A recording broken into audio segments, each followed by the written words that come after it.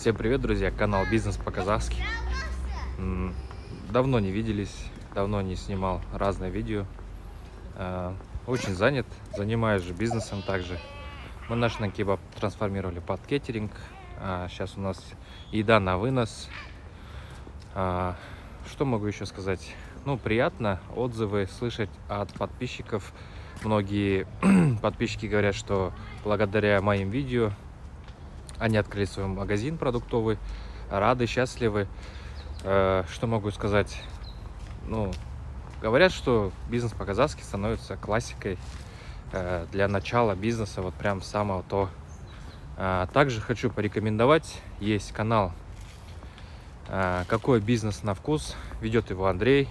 Очень много полезного, интересного у него в канале. Парень, видно, что старается, очень хорошо объясняет, много интересной, полезной информации. Вот. Вы также знаете, что канал «Вне системы» тоже Вадим. Вначале люди смотрят его, меня. И вот сейчас появился новенький, свежий канал Андрея. Советую под описанием. Оставлю ссылку на его канал. Рекомендую. Посмотрите. Очень интересный канал. Послушайте его. Вот. Недавно видео появилось одного подписчика. Он, посмотрев 3 канала, канал вот «Вне системы», «Бизнес по-казахски», из каждого канала, и вот Андрея канал, из каждого канала взяли себе что-то полезное.